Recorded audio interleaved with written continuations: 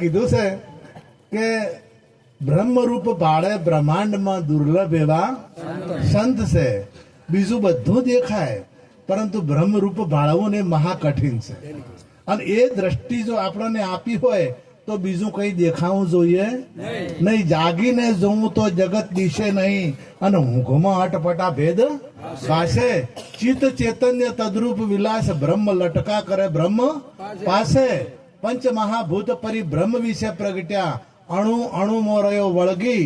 ફળ ફૂલ તે વૃક્ષ તણા જાણવા થળ થકી ડાળ નહીં અળગી.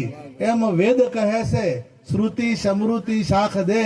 કનક કુંડળ વિશે ભેદ ના હોય ગાંઠ ઘડિયા પછી નામ રૂપ જુજવા અંતે અમનું એમ. આ દ્રષ્ટિ સદગુરુ મહારાજે આપણને આપી દીધી છે. અને જો કદાચ આ કાગડો હોય ને શું દેખાય? કાગડાને ચોદું પડેલું હોય, મેલો હોય, કોઈક રસ્તામાં પડ્યું હોય એ દેખાય. કાગડાને બીજું દેખાય નહીં. પણ જેને દ્રષ્ટિ મળી છે, જેને ગુરુ મહારાજે જ્ઞાન આપ્યું છે એને તો બધું ભગવાન, ભૂંડે ભગવાન દેખાય અને કૂતરો ભગવાન દેખાય. અને પછી મોયામાં શાના દોષ દેખાય? તાર જો અનમ દોષ દેખાતા હોય તો હજી આપણે અધૂરપ છે, ઉણપ છે. પણ સોટો આવ્યો ને આ પાવર રહી ગયો.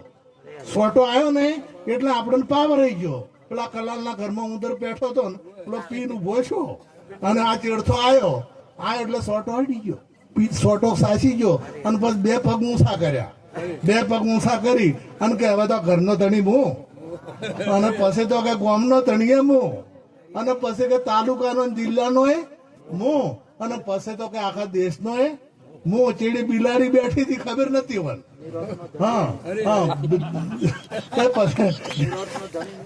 નિરોધ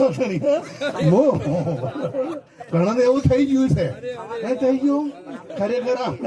આપણે ખરેખર જો આ જો જ્ઞાન મળ્યું હોય તો આ દ્રષ્ટિ આવે જ નહીં આપણે.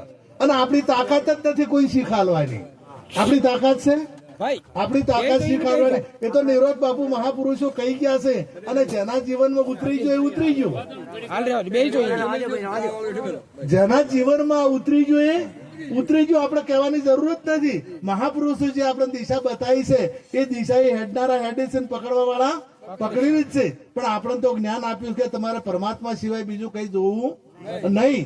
એટલે કીધું બ્રહ્મરૂપ ભાળે બ્રહ્માંડમાં દુર્લભ એવા સંત છે.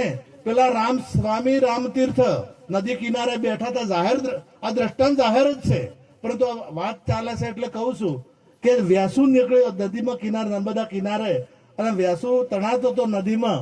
એટલે વ્યાસુને પકડ્યો. એટલે વ્યાસુએ ડંખ માર્યો, હાથમાંથી ફેંકાઈ ગયો. ફેર પકડ્યો, ફેર ડંખ માર્યો, ત્રીજી વખત ગાઢ્યો. એટલે બીજા અમારા જેવા ઉભા હતા કે આ કરડે છે તો એનો ચેડ મેલતો નથી, મૂર્ખો નથી. એટલે રામતીર્થ પછી બોલ્યા કે એનો સ્વભાવ જ કરવાનો છે અને મારો સ્વભાવ તારવાનો છે. તો સંતને તો દ્રષ્ટિ મળી છે.